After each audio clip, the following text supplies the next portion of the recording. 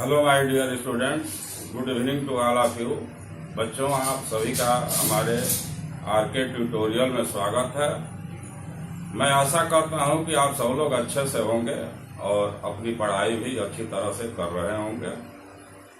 बच्चों, आज की video class 9th NCERT mathematics के चैप्टर 2 जिसका नाम है बहुपद या पॉलिनोमियल, उसकी दूसरी वीडियो है।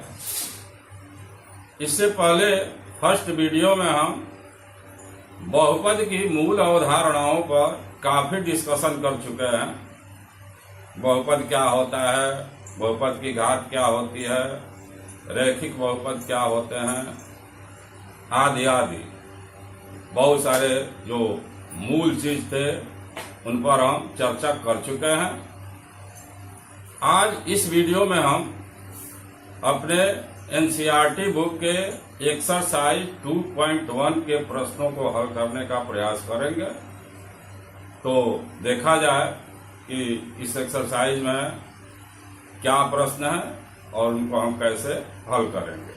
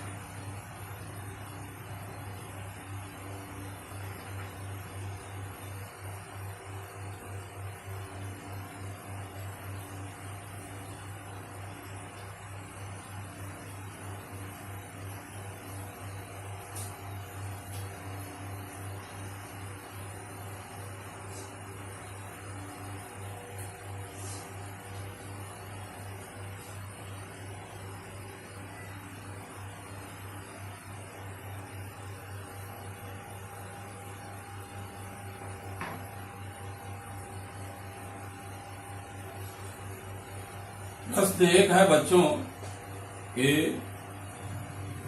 बताइए कि निम्नलिखित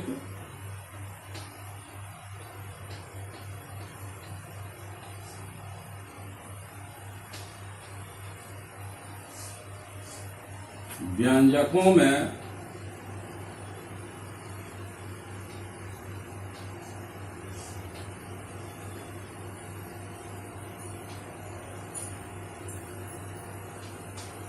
कौन कौन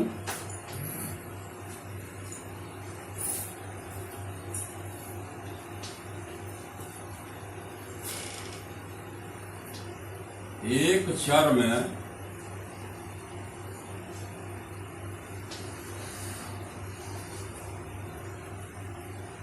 बहुपद हैं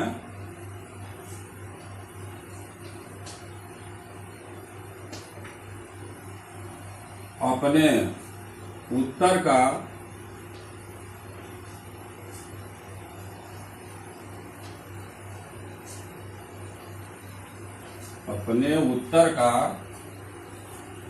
कारण भी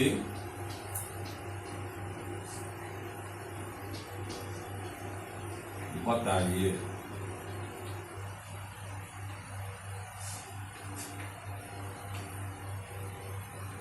नीचे दिए गए जो व्यंजक हैं उनको एक एक करके लिखा जाए। कुल मिलाकर के इसमें 3 पार्ट हैं। यहां हम हल हेडिंग लगा लें।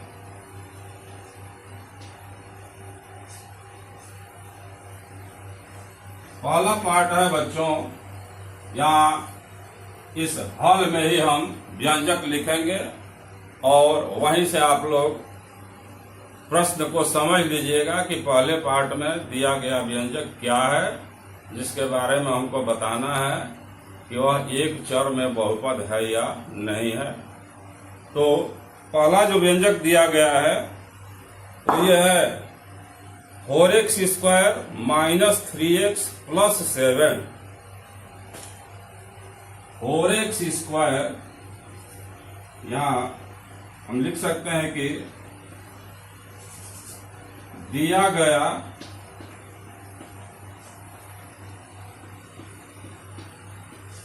व्यंजक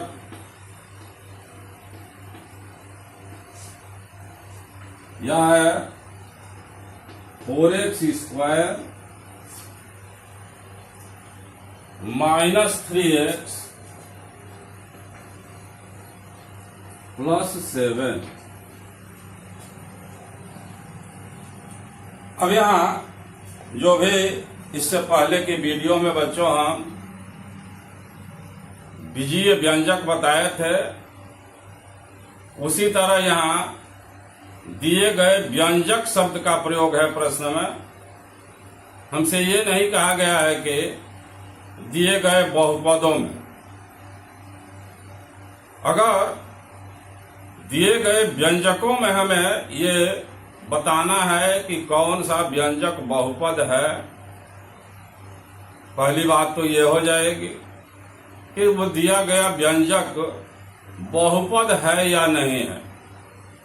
सबसे प्राथमिकता हमारी ये होगी इन प्रश्नों को हल करने में। और अगर वो बहुपद है तो फिर वह एक चर में है कि दो चरों में है कि तीन चरों में है। हमें उत्तर में सिर्फ उन बहुपदों को बताना है जो कि एक चर में बहुपद है। हमसे पूछा गया है कि कौन कौन से बहुपद एक चर में बहुपद है। तो सबसे पहले तो हम इस व्यंजक को बहुपद की कसौटी पर कस के देखें कि यह व्यंजक बहुपद है कि नहीं है। इसके लिए बच्चों हम जो पहले की वीडियो में डिस्कशन किए हैं उसमें जो सेकंड पॉइंट बताए हैं उसी पर विशेष रूप से हमें ध्यान देना है कि ऐसा कोई बीजीय व्यंजक हो जिसमें चर की घात एक पूर्ण संख्या हो, उसको हम बहुपद कहेंगे। तो यहां हम देख रहे हैं कि दो जगह चर के रूप में x का प्रयोग है। यहां पर x की घात 2 है, यहां पर x की घात 1 है, और ये 2 और 1 दोनों ही घातें एक पूर्ण संख्या की श्रेणी में आ रहे हैं। तो इतना तो कंफर्म हो गया कि यह दिया गया बहुपद दिया गया व्यंजक एक बहुपद है। अब अगर बहुपद है तो फिर हमको यह भी बताना है कि यह एक चर में है कि दो चर में है कि तीन चर में है, यानी इसमें कितने प्रकार के चरों का प्रयोग किया गया है। तो यह भी स्पष्ट है कि केवल एक ही प्रकार का चर है इसमें x। तो इस तरह से कुल मिलाकर के हम ये पा रहे हैं कि यह जो दिया गया व्यंजक है यह एक चर में एक बहुपद है।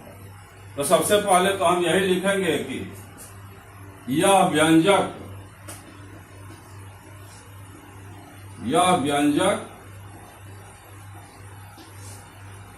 एक चर में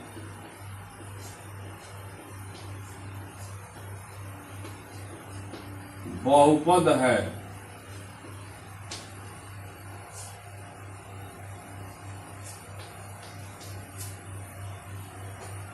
इसके बाद यहां पूछा गया है कि अपने उत्तर का कारण भी बताइए। तो यहां हम कारण हेडिंग लगाकर लिख दें कि चूंकि व्यंजक में चर की घात या चर x की घात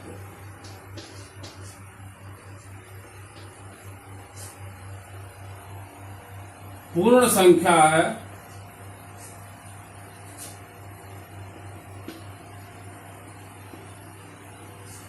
पूर्ण संख्या है।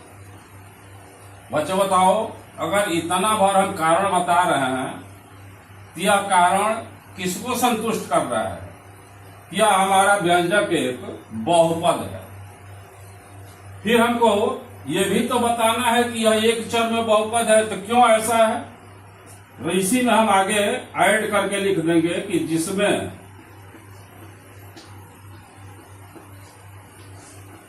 केवल एक चर x है। इतना अगर हम लिखते हैं तो इस प्रश्न का यह कंप्लीट उत्तर बनेगा। अगर ये बात समझ में आ गई हो तो आप लोग स्क्रीनशॉट ले लें, फिर हम दूसरे व्यंजक की तरफ बढ़ें और उसके बारे में बताएं।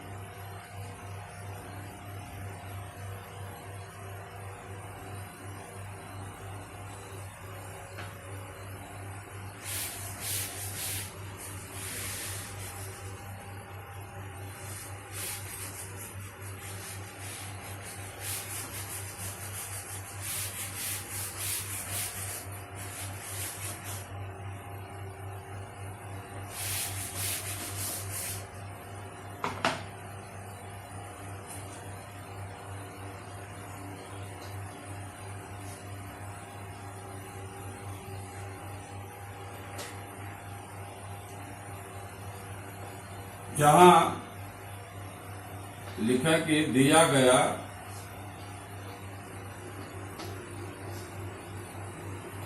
व्यंजक, सेकंड पार्ट में दिया हुआ व्यंजक है बच्चों y² प्लस √2।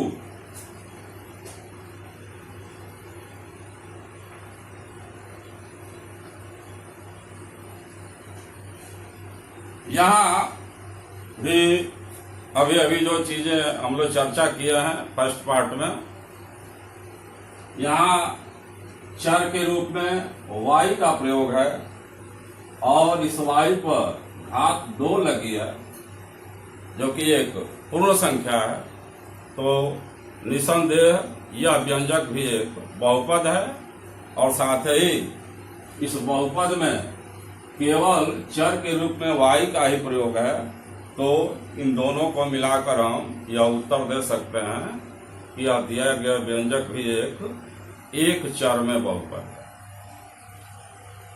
यहाँ हम लिखेंगे कि दिया गया व्यंजक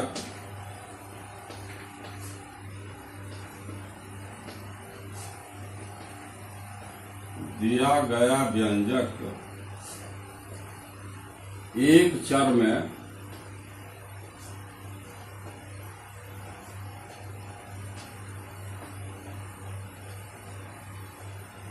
बहुपद है। यहाँ हम कारण मेंशन कर देंगे, वही बात फिर हम रिपीट करेंगे कि व्यंजक में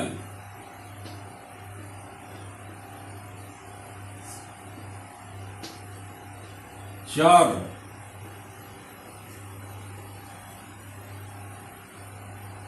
या और भी शार्ट में लिखा जाए तो व्यंजक में केवल एक चर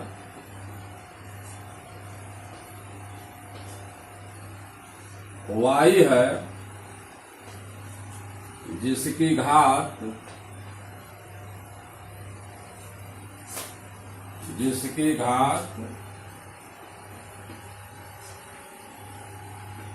पूर्ण संख्या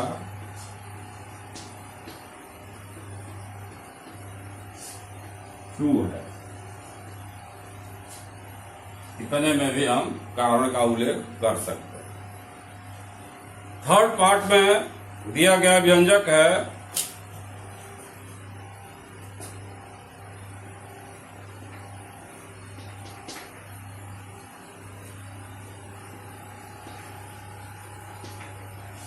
दिया गया व्यंजक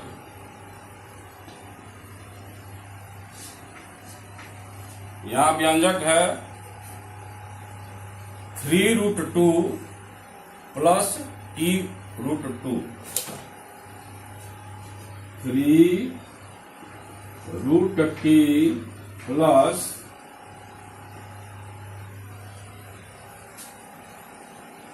t√2, t√2।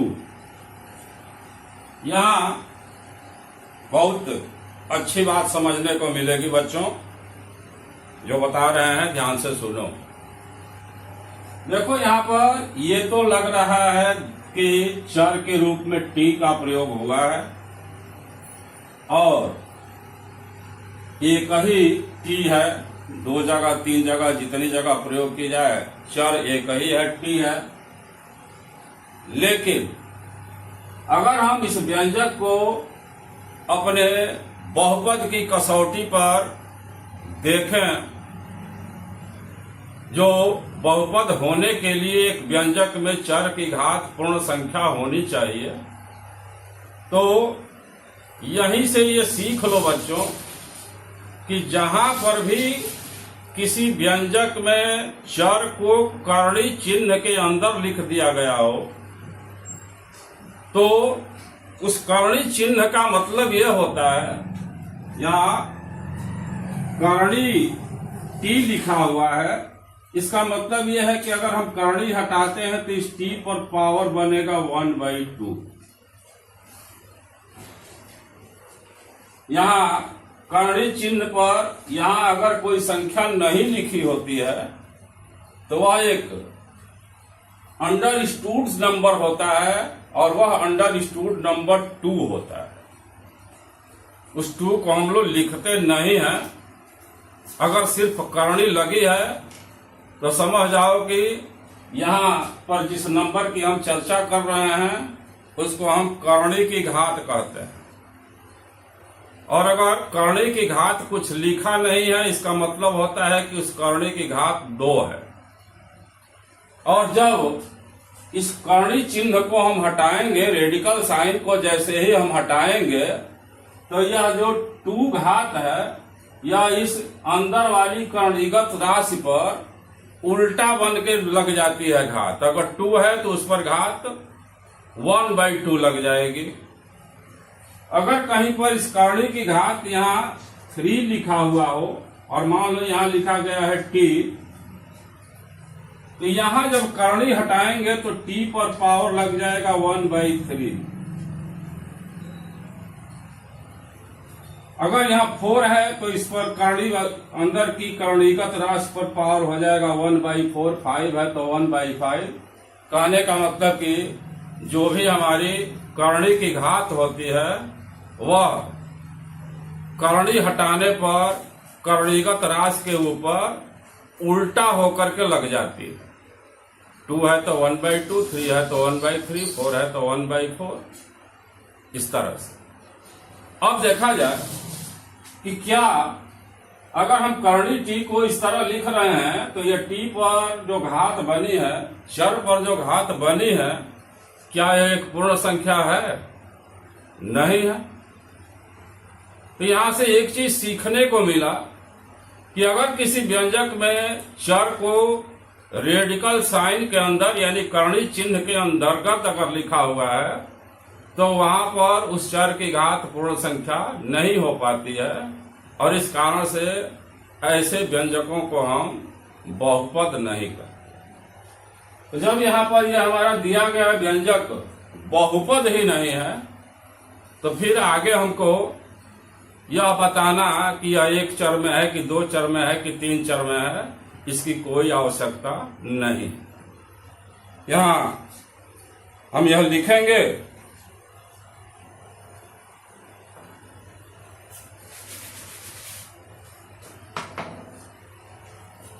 कि दिया गया व्यंजक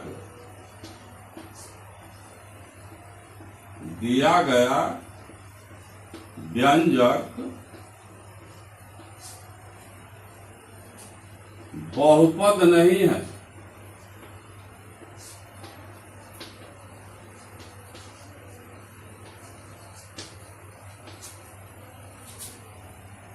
कारण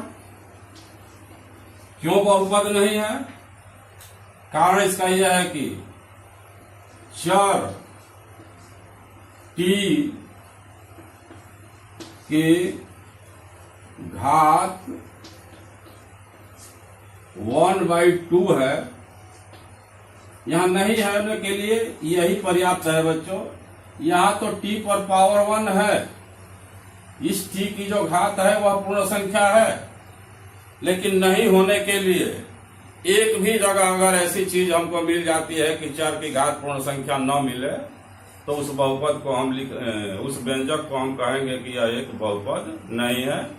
यहाँ चर की घात क्या है? 1/2 है, जो पूर्ण संख्या नहीं।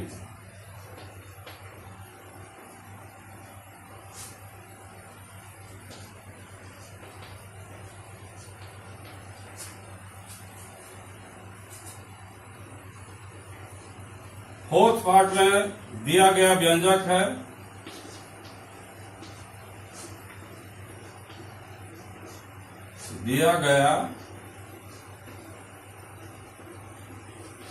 व्यंजक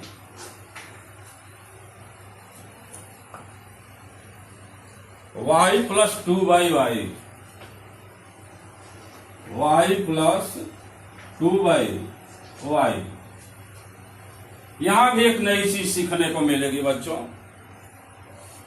जो हम 2 के बटा में y लिखा हुआ देख रहे हैं, तो कल जैसे हम एक बीजीय व्यंजकों के उदाहरण में पाए थे 3y(x), उसी तरह से यहां पर अगर 2y है, अगर इस y को हम ऊपर ले आकर के लिखना चाहें, तो जो इसकी y की +1 घात है वह ऊपर आते ही -1 घात बन जाएगी।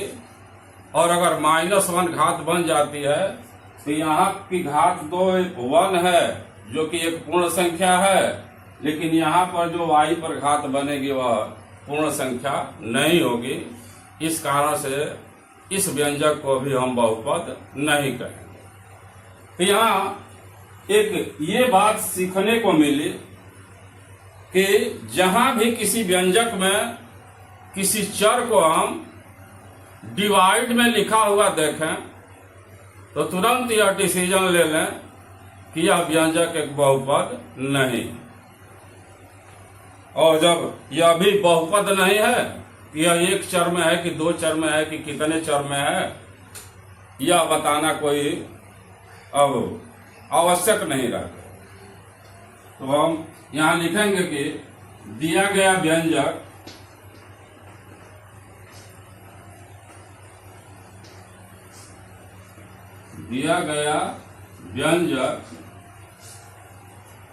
बहुपद नहीं है,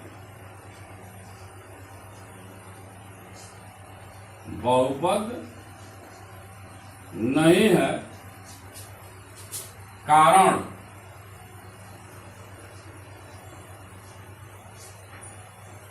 हम लिख देंगे। यहां तो +1 घात है, तो ये +1 एक पूर्ण संख्या है, और इसमें हम देख रहे हैं कि चर की घात पूर्ण संख्या नहीं है, तो यहां हम कारण बता देंगे कि पद, ये तो हम लोग जान चुके हैं ना कि इसमें 2 पद हैं, तो हम लिखेंगे कि पद 2y में y की घात -1 है, जो पूर्ण संख्या नहीं है, पूर्ण संख्या नहीं है। स्क्रीनशॉट ले लें आप लोग। एक पार्ट और बचा है।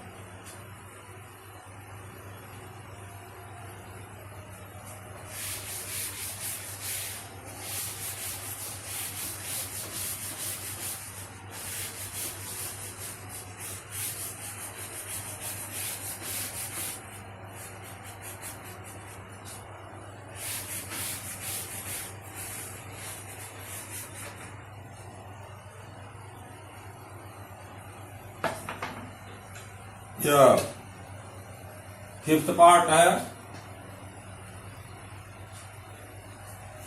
इसमें दिया गया व्यंजक है x पावर 10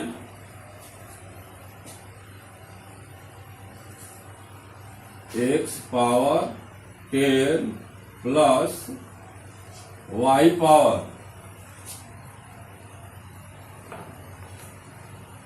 3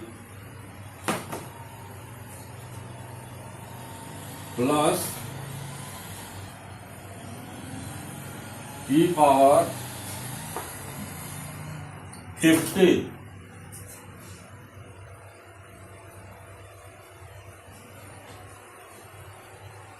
बहुपदों की पहचान करने के लिए या एक चर में बहुपद की पहचान करने के लिए बड़े ही अच्छे अच्छे व्यंजक दिए गए हैं।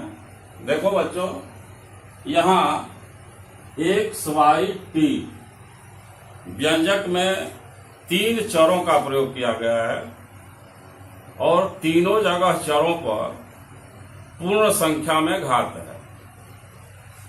10, 3, 50 ये तीनों ही घातें पूर्ण संख्या हैं।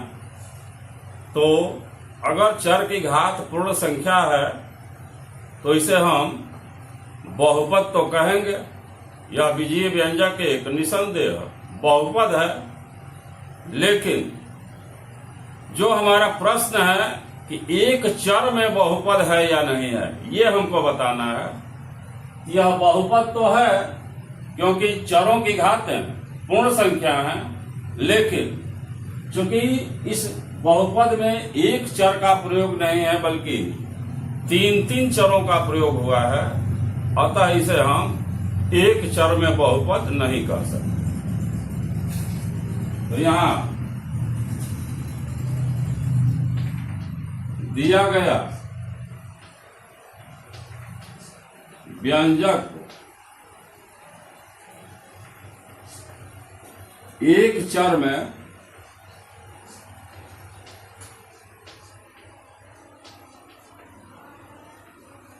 बहुपद नहीं है।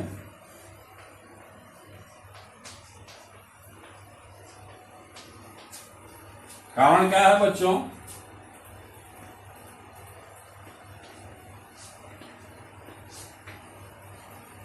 कि चर की घातें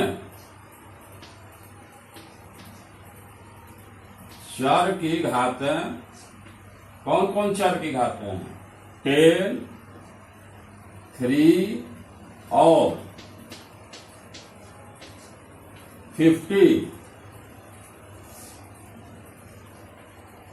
पूर्ण संख्या तो है। पूर्ण संख्या तो है, किंतु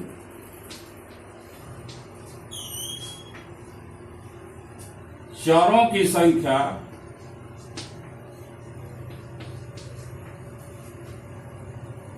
तीन है। समझ आ रहा है कि चरों की संख्या क्या है? 3 है। कौन कौन है? X, Y और Z। इस कारण से हम इसको एक चर में बहुपद नहीं करेंगे। Take the screenshot. पहला क्वेश्चन कंप्लीट हुआ।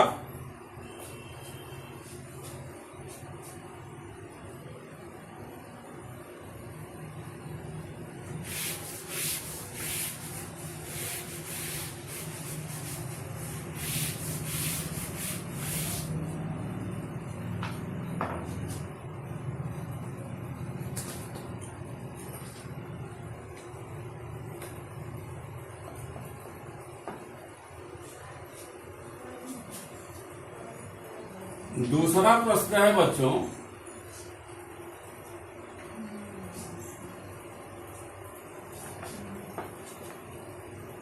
कि write the coefficient of x square in each of the following, यानी निम्नलिखित में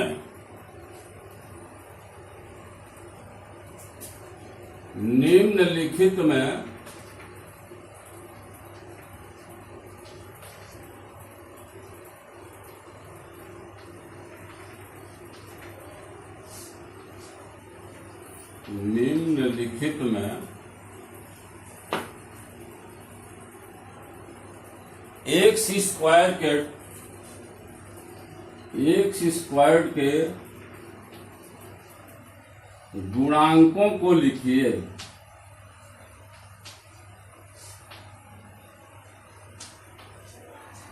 गुणांकों को लिखिए।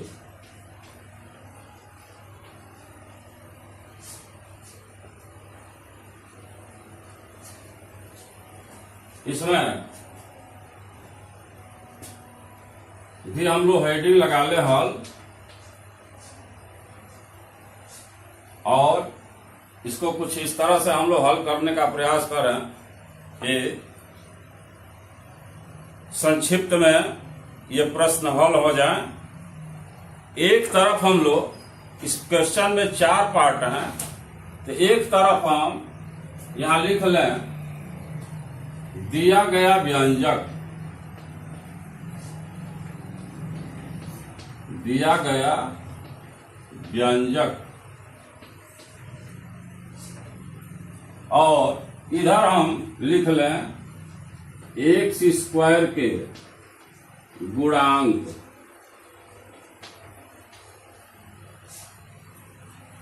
अब चूंकि 4 पार्ट है तो यहां पर हम नंबर डाल करके चारों को लिख लें। उसके बाद हम समझा रहे हैं कि इस प्रश्न में क्या चीज पूछा गया है। ये हमारे व्यंजक हैं 2 + x² + x, 2 + x² + x। Second है 2 - x², 2 - x² + x³।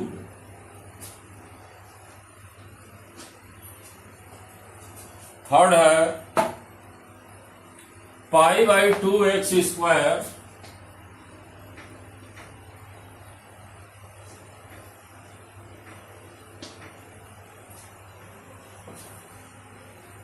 + x, और फोर्थ है √2x - 1,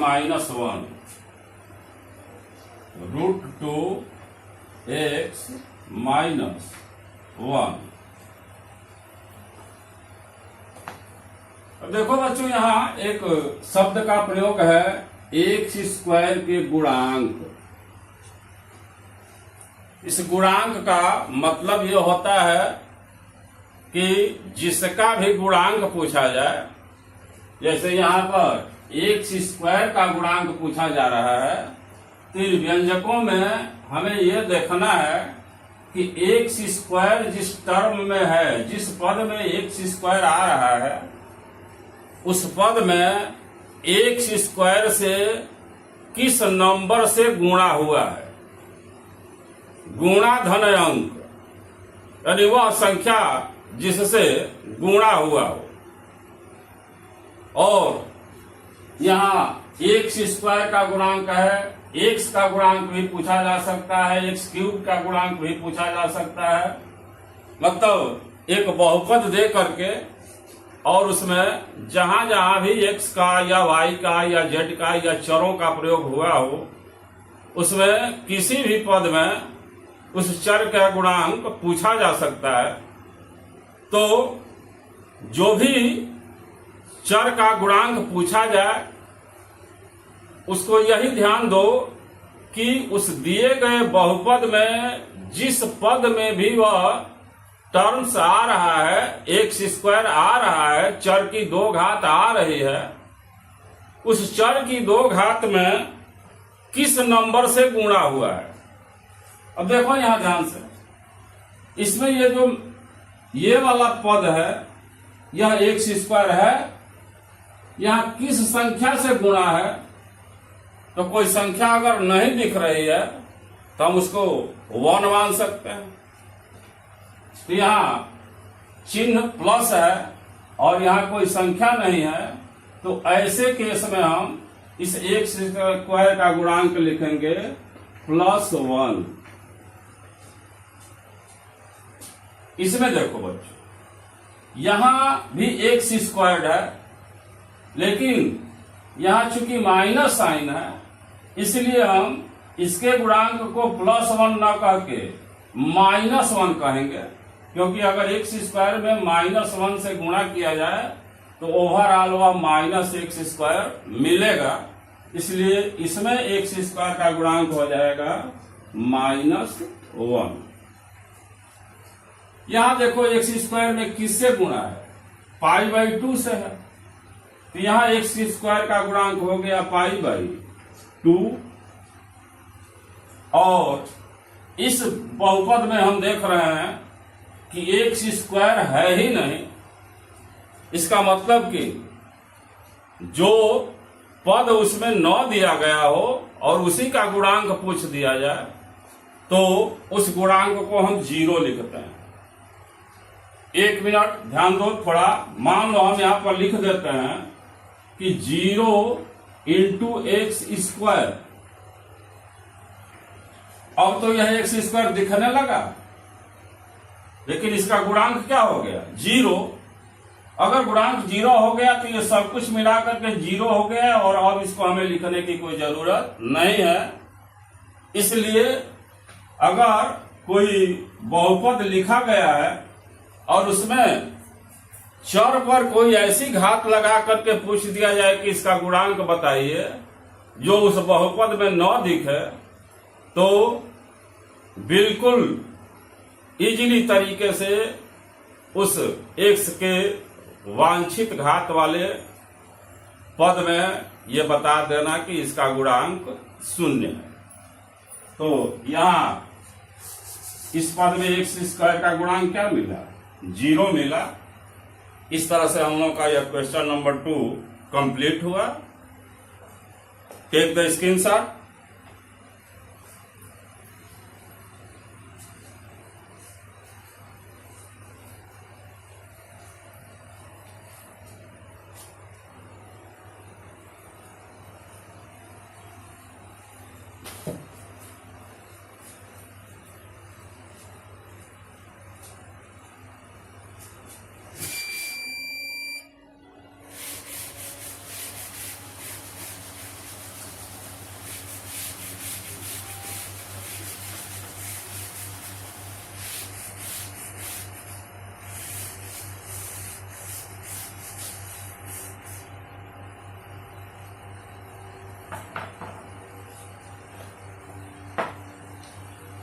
क्वेश्चन 3 है बच्चों कि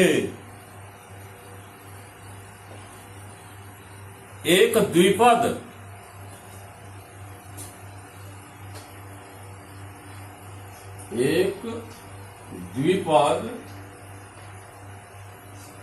का तथा एक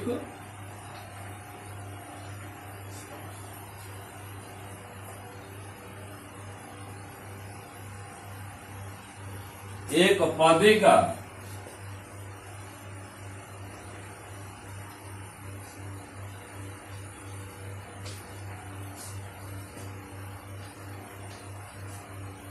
उदाहरण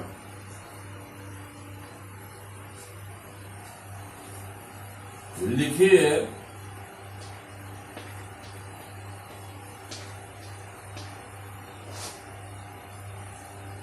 जिसमें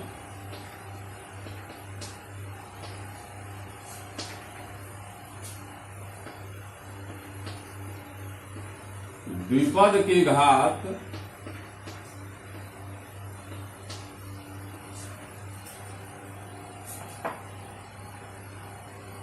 (35) तथा एक पदी की घात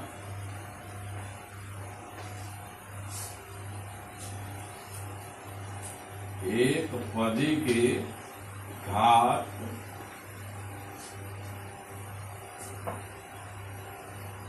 100 हो।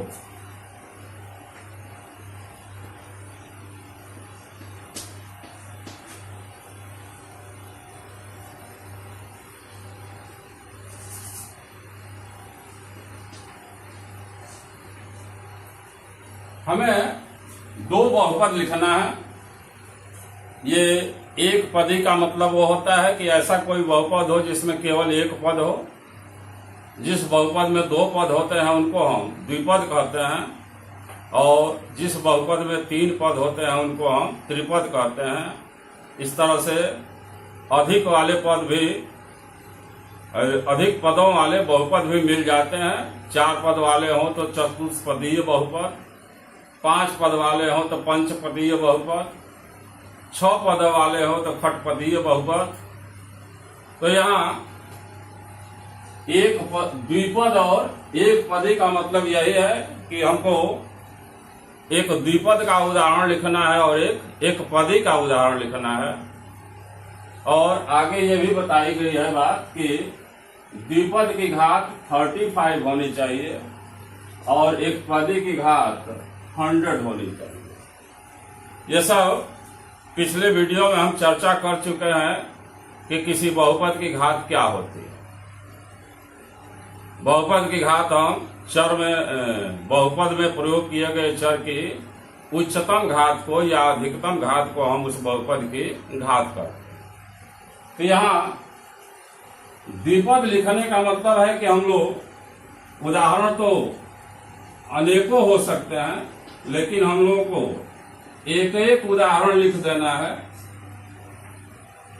मान लो हम यहाँ लिख दिए कि 3x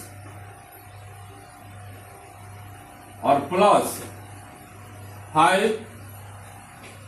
बताओ बच्चों, इसमें 2 पद हो गए। 2 पद हो गए तो यह द्विपद कहलाएगा। और एक पदी का मतलब यह हुआ कि अगर हम सिर्फ 7x लिख दें तो यह एक ऐसा बहुपद है जिसमें केवल एक पद है। अब चूंकि यहाँ पर इस द्विपद की घात हमको 35 रखनी है, तो जो हम द्विपद का उदाहरण लिखे हैं इस पर x पर हम पावर लगा दें 35, और एक पदी की घात 100 रखना है तो यहाँ x पर पावर लगा दें हम 100। ये द्विपद का उदाहरण हो गया, यह एक पदी का उदाहरण हो गया। इस द्विपद की घात 35 हो गई और एक पदी की घात 100 हो गई।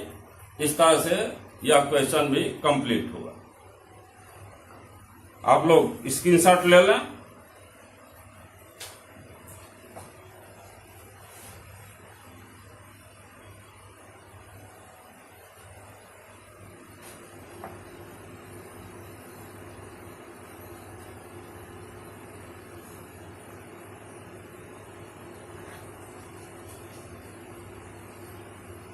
एक मिस्टेक हुआ है बच्चों, यहाँ हम क्वेश्चन का नंबर नहीं डाले हैं। यह क्वेश्चन 3 है।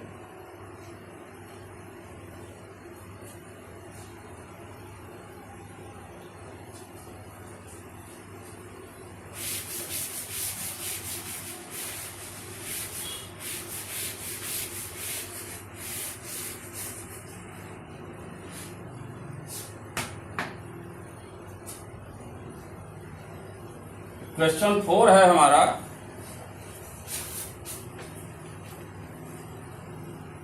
कि निम्नलिखित बहुपदों में प्रत्येक की घात लिखिए। निम्नलिखित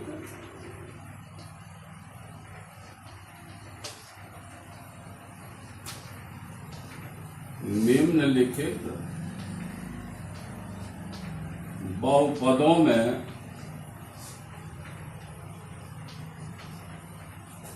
प्रत्येक की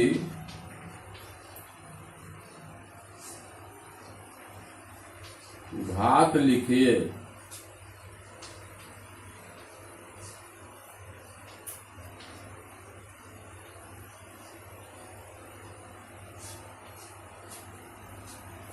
इस प्रश्न के उत्तर में भी बच्चों हम लोग अगर एक साइड में दिए गए बहुपद लिख लें और दूसरी तरफ उसकी घात लिख दें तो एक ही बार में सारे क्वेश्चन हल हो जाएंगे।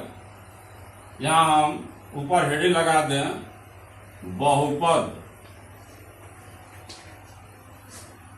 और यहां लिख दें घात।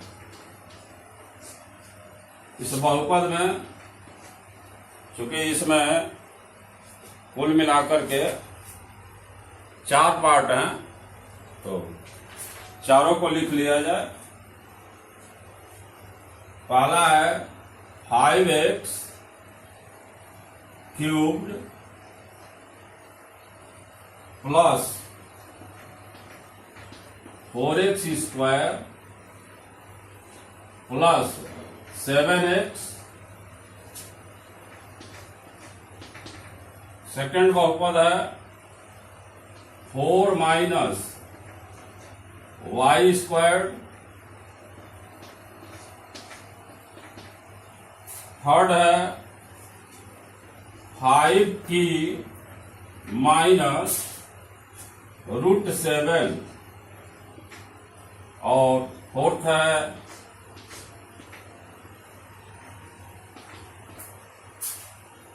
3।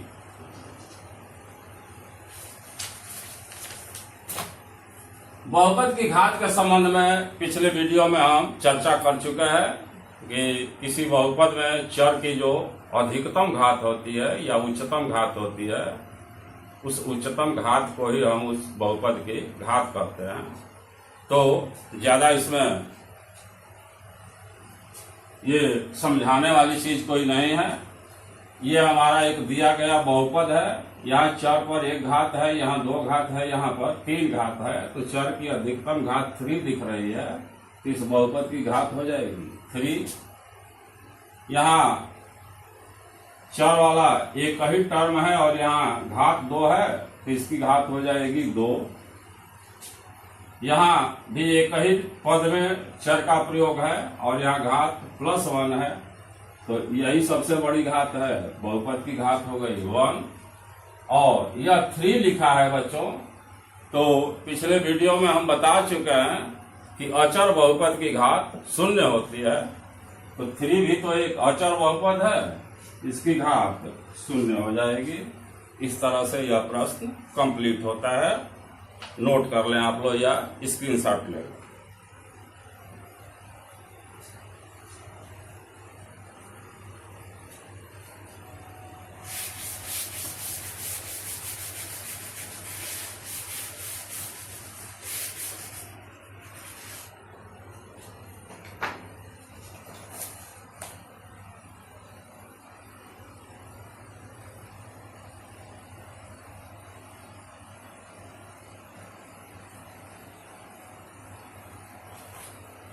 लास्ट क्वेश्चन है इस एक्सरसाइज का।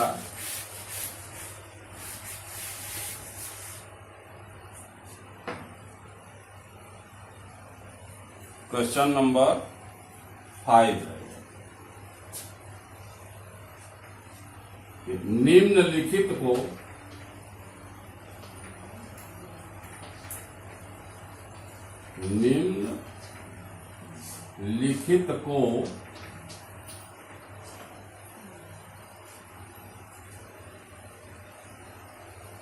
रैखिक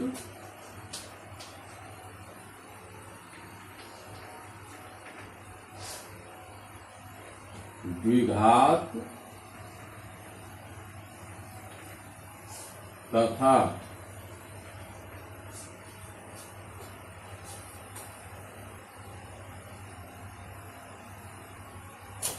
त्रिघात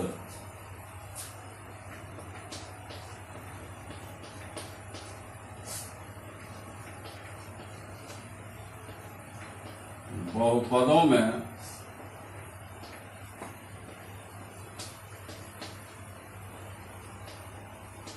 वर्गीकृत कीजिए या वर्गीकरण कीजिए। वर्गीकरण कीजिए।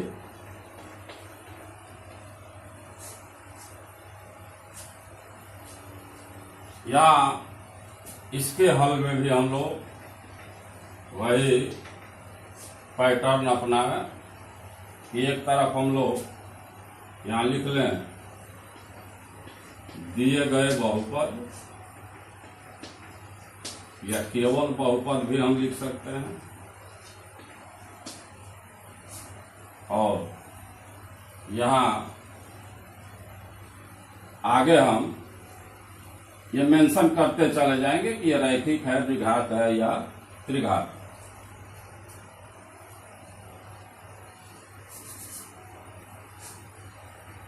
पहला हमारा बहुपद है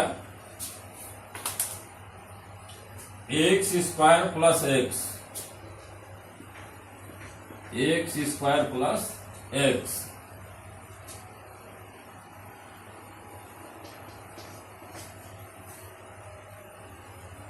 इसमें 7 पार्ट है बच्चों। दूसरा है x minus x cube.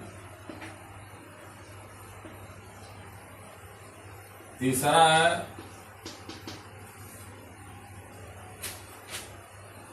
y plus y squared plus 4, y plus y squared plus 4। चौथा है 1 प्लस एक्स। पांचवा है 3t। छठा है r स्क्वायर।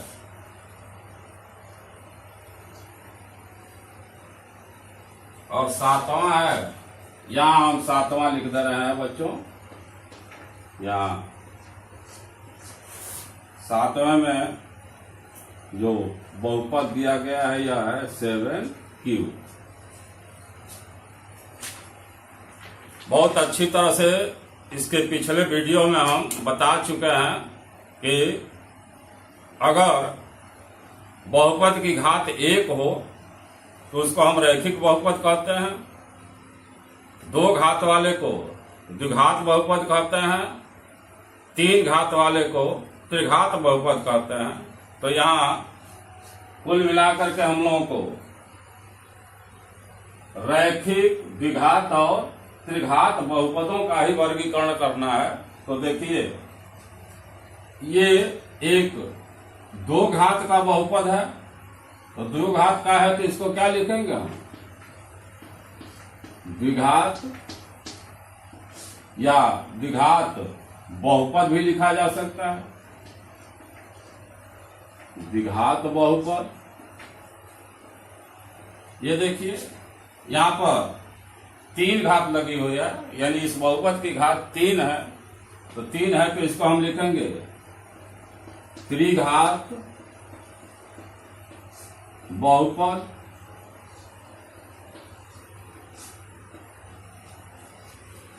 यहां इस बहुपद की घात 2 है, ये हो गया द्विघात बहुपद।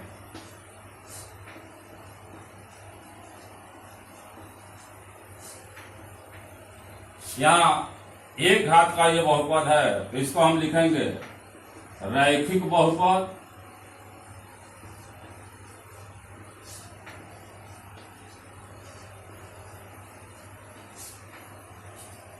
यहां भी 1 घात है, ये भी बना रैखिक बहुपद।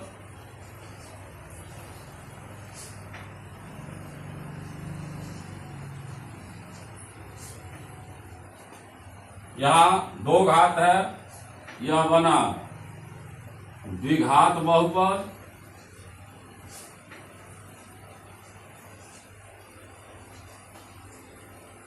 और जो 7वां है, यहाँ 3 घात लगी हुई है तो यह 3 घात का बहुपद है। तो इसको हम लिखेंगे त्रिघात बहुपद।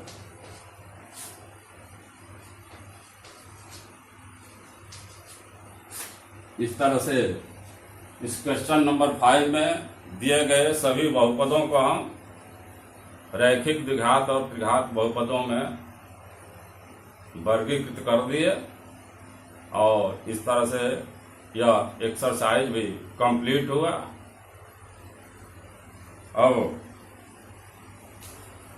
अगर आप लोगों को ये मेरे पढ़ाए गए मैथ्स के क्वेश्चंस और उनके सॉल्यूशन समझ में आ रहे हो, मेरी पढ़ाई अच्छी लग रही हो, तो आप लोग मेरे चैनल को सब्सक्राइब करें, वीडियो को लाइक करें, अपने दोस्तों में शेयर करें, ताकि और भी बेहतर तरीके से आप लोगों के सामने वीडियो पेश की जाए और आप लोग उससे अधिक से अधिक लाभान्वित हो सके।